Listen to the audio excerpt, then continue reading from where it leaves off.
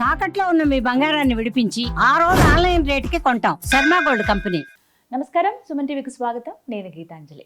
2026వ సంవత్సరంలో ద్వాదశ రాశుల వారి జాతక ఫలితాలు ఏ విధంగా ఉండబోతున్నాయి తెలుసుకుందాం. వివరించేందుకు ప్రస్తుతం మనతో పాటు ఉన్నారు భారతీ శంకరపీఠం వ్యవస్థాపకులు, ప్రముఖ ఆధ్యాత్మికవేత్త బ్రహ్మశ్రీ అన్నవరపు తిరుపతిమూర్తి అవధాని గురువు గారు. వారితో మాట్లాడదాం. గురుగారు నమస్కారం అండి. ఓం శ్రీ మహాగణాధిపతయే నమః.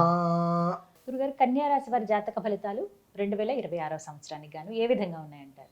ఏ విధంగా ఉన్నాయి కన్యా రాశి వారిది అంటే, అవసరమైన సమయంలో వీళ్ళు మాట్లాడలేరు. అనవసరమైన విషయాల్లో ఇక్కడ మాట్లాడాల్సిన అవసరం లేదు అన్నప్పుడు వాళ్ళు అక్కడ నా గొప్పతనం చూడండి అని మాట్లాడి తనను తానే కించపరిచినటువంటి స్థితి. ఇది కన్యా రాశి వారికి జరుగుతున్న విధానం. ప్రతి దాంట్లో కూడా నేను ముందుంటా అంటూ ముందుకు వెళ్ళి కింద పడి పళ్ళు రాలగొట్టించుకునే పరిస్థితి వెళ్ళి ఇప్పటివరకు అలానే వచ్చారు. అందుకనే అన్నా, అంటే కన్యా అనగానే ఆడవాళ్ళు సిగ్గుపడుతుంటారు కదండి, అలా సిగ్గుపడవలసిన స్థితేనన్నా. ఎక్కడ ఏ విధానాన్ని అనుసరించి మనం ఉంటే మనకు ఎదుగుదల. ప్రభుత్వ సంస్థలో చాలా డిపార్ట్మెంటు, పోలీసు శాఖ అటువంటి దాంట్లో ఉన్నటువంటి కన్యారాశి వారు, అటువంటి దాంట్లో ఉన్న వారు మాత్రం ఆర్థికపరమైన ఇబ్బందులు ఎదుర్కొంటారు. అలాగే అపనిందలకి కూడా గురి కావాల్సి ఉంటుంది. మన తప్పు చేయకపోయినా దీనికి నువ్వే బాధ్యత వహించాలి అనేటువంటిది ఒత్తిళ్ళు అంటారు, చూశారండి. మనకు తెలిసి ఒత్తిడి అని అంటే, మా ఆడపడుచు నా మీద బాగా ఒత్తిడి తెస్తుందండి, మా ఆయన నా మీద బాగా ఒత్తిడి తెస్తున్నారండి, మా అత్తగారు బాగా ఒత్తిడి తెస్తున్నారు. ఇది కాదండి, పై అధికారి అతని కింద అధికారిని తీసుకొచ్చేది ఒత్తిడి. కుటుంబంలో ఏముంది, చిన్న చిన్నవే, కానీ ఇక్కడ వీళ్ళు పడేటువంటిది చాలా జీవితానికి సంబంధించిన ఒత్తిడి. అంత అనుభవిస్తారు. ఎటు చూసినప్పటికీ కూడా మార్గాంతరాలు కనిపించే పరిస్థితి కాదు. ఎందువల్లనంటే, ఒకప్పుడు తెలంగాణ ఎదురది కదండి.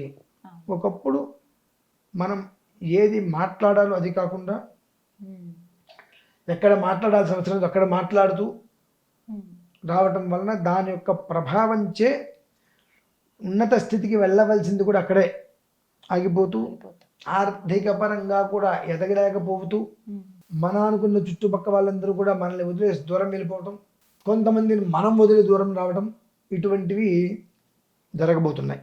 ఇప్పటివరకు జరిగిన వాటితో పోలిస్తే జరగబోయేటువంటిది వాళ్ళకి పాపం చాలా తీవ్ర మనస్తాపానికి తీసుకుని వస్తుంది.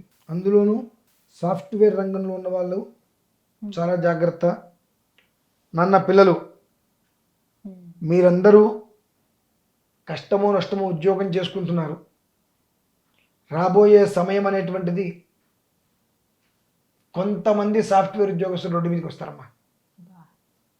అంతేకాకుండా ఎన్నో చోట్ల ఉద్యోగాలు నిర్దాక్షిణ్యంగా బయటికి గెంటేస్తారు, ఉద్యోగాలు లేవు అని. కష్టపడి అప్పులు చేసి చదువుకుని ఏం చేయాలో అర్థం కాని పరిస్థితి. ఉద్యోగాలు ఉన్నాయి కదా అని అనుకుంటే వాటి నుంచి బయటపడాల్సిన పరిస్థితి. ఇవన్నీ కూడా కన్యా రాశికి సంబంధించిన వారిలో ఒక స్థాయిలో కొంతమందికి జరగబోయేవి. కనుక ప్రతి క్షణం మన పక్క వాళ్ళు ఏం చేస్తున్నారో గమనించండి. మన సీటు అంటే మనం కుర్చీలో కూర్చుంటాం, ఈ కుర్చీకున్న సీటు ఏదైతే ఉంటుందో దాని జాగ్రత్తగా పల్లెరకాయలు వేసి దాని మీద వస్త్రం వేస్తారు, కూర్చుని చేస్తాయి వీరికి. అట్లా మనిషిని మెంటల్గా, మానసికంగా ఒంటరి వారిని చేసి హింసించేటువంటి పరిస్థితులు ఉన్నాయి. కనుక ఎవరిని ఎంతవరకు నమ్మాలో అది గమనించుకుంటూ, ఎవరిని ఇంటి వరకు తేవాలో, ఎవరిని మధ్య వరకు తీసుకురావాలనేటువంటి విషయం అన్నీ తెలివితే అట్లా లేవు. కానీ ఒక్కసారి ఈ వీడియో విన్న తర్వాత అయినా కొంచెం వెనక ముందు ఆలోచించి నీ స్థానాన్ని నువ్వు పదులుపరుచుకోగలిగితే, అమ్మయ్య నాకు ఏ ఇబ్బంది లేదు, నాకు వచ్చినటువంటి సమస్యల నుంచి నేను అధిగమించి నిలబడగలిగాను అనేటువంటిది గుండె మీద చేసుకొని నవ్వుతూ గర్వంగా చెప్పుకోగలుగుతారు. అది చెప్పుకోవాలి అంటే శక్తి కూడగట్టుకోవాలి. ఎందువలనంటే ఒక చిల్లుల బకెట్ తీసుకొచ్చి దాని నిండా నీళ్ళు నింపండి, ఎప్పటికి నిండుతుంది? నిండదు. అలాగే మీ గురించి నిరంతరం అదో ఇదో ఇదో అదో అదో అదో ఏదో ఒకటి చెబుతూనే ఉంటారు. అంటే పళ్ళ మధ్యలో నాలిక ఏ రకంగా అయితే ఉంటుందో పళ్ళు ఎప్పుడు మాట్లాడుతూనే ఉంటాయి. అవునండి. నాలిక పళ్ళ మధ్యలో వెనక్కి ముందుకు తిరుగుతూ ఆ పళ్ళు మళ్ళీ దగ్గరకు వచ్చేటప్పుడు నాలిక తప్పించుకుంటారు, వాళ్ళు కొరికించుకోకుండా. ఆ నాలిక లడిక్కిని కొరికితే ఎంత బాధగా అయితే ఉంటుందో వర్ణనాతీతం. లడిక్కి నాలిక కొరుక్కుంటే 10 నిమిషాలు మాట్లాడలేం, నానా ఇబ్బంది వస్తుంటుంది. ఆ పళ్ళ మధ్యలో నాలిక ఏ రకంగా చాలా జాగ్రత్తగా మాట్లాడుతూ గమ్మత్తుగా పళ్ళ కింద పడకుండా తప్పించుకుంటూ వస్తూ పళ్ళ కింద పడవలసిన పరిస్థితుల్లో ఎంత పడాలి అంతే పడుతూ పూర్తిగా నొక్కించుకోకుండా జాగ్రత్తగా తప్పించుకుంటూ ఏ రకంగా అయితే ఉన్నదో ఆ రకంగా మీరు చాకచక్యంగా వ్యవహరించగలిగితే కన్యారాశి వారికి ఒక మోస్తరి పట్టినటువంటి పేడ వదిలి అదృష్టం పడుతుందమ్మా. అది విషయం. కాకపోతే వీళ్ళు ఏంటంటే కాస్త సాధ్యమైనంత వరకు వీరికి హనుమాన్ చాలీసా, విష్ణు సహస్రనామం, ఈ రెండు వాళ్ళ ఉన్నతికి అభ్యున్నతికి వృద్ధి చూపిస్తుంది, ఆటంకాల నుంచి బయటికి తీసుకొచ్చి పడేస్తుంది. కన్యారాశి వారికి ముందు ధైర్యాన్ని ఇస్తుంది.